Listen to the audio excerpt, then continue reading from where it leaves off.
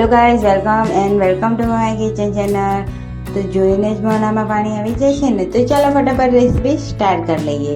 તો એક બોલમાં એક વાટકી દહીં, લાલ મરચું, હળદર, ગરમ મસાલો, મીઠું અને કાલી મિર્ચ પાવડર એડ કરી અને મિક્સ કરી લઈશું પેસ્ટને. તો આ રીતે સરસ રીતે મિક્સ કરી લઈશું, પેસ્ટ બનાવી લઈશું. ત્યારબાદ મેં આ પનીર ભુજીમાં 250 ગ્રામ જેટલું આપણે પનીરને વાપર્યું છે. તો 200 ગ્રામ જેટલું પનીરને આપણે છીણી લઈશું અને 50 ગ્રામ જેટલું પનીરને આપણે ટુકડા કરી લઈશું. તો ચાલો ફટાફટ બનાવી લઈએ. તો આ રીતે આપણે બધી જ 200 ગ્રામ જેટલું પનીરને આ રીતે છીણી લીધું છે સરસ રીતે.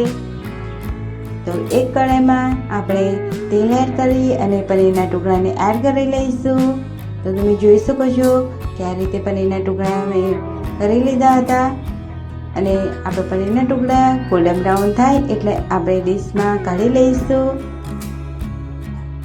એકદમ સોફ્ટ થઈ ગયા છે આપણે પનીરના ટુકડા. આપણે એ જ કઢાઈમાં આપણે બટર એડ કરીશું. તેમાં આપણે જીરું એડ કરીશું. સરસ રીતે બટર અને જીરું તતડાય એટલે આપણે 1 ચમચી જેટલો ચણાનો લોટ એડ કરીશું અને ગાંઠા ના રહે એ રીતે આપણે સરસ રીતે મિક્સ કરી લઈશું બેટરમાં.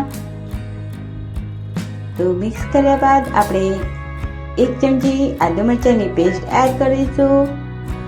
આદુ મરચાંની પેસ્ટ એકદમ સરસ રીતે સતળાઈ જાય એટલે આપણે પેસ્ટ એડ કરીશું દહીંવાળી અને એકદમ સરસ રીતે મિક્સ કરી લઈશું. અને જો તમને અમારી રેસીપી ગમતી હોય તો લાઈક અને સબસ્ક્રાઈબ કરવાનું ભૂલતા નહીં ફ્રેન્ડ્સ. અને જો તમે અમારી ચેનલ પર નવા હોય તો અમારી ચેનલને સબસ્ક્રાઈબ કરવાનું ભૂલતા નહીં. તો ત્યારબાદ આપણે ક્રશ કરેલી ડુંગળીને એડ કરી લઈશું અને મિક્સ કરીશું. ત્યારબાદ આપણે 1 ટમાટર ચોપ કરેલું હતું તેને એડ કરી લઈશું અને 1 વાટકી ગરમ પાણી એડ કરી લઈશું. સરસ રીતે કૂક થાય એટલે આપણે 1 ચમચી લાલ મરચું અને ગરમ મસાલો એડ કરી લઈશું અને મિક્સ કરીશું. ત્યારબાદ આપણે પનીરના ટુકડાને એડ કરીશું અને મિક્સ કરી લઈશું. ત્યારબાદ આપણે જે 200 ગ્રામ જેટલું પનીરને છીણ્યું હતું તે એડ કરી લઈશું અને મિક્સ કરીશું.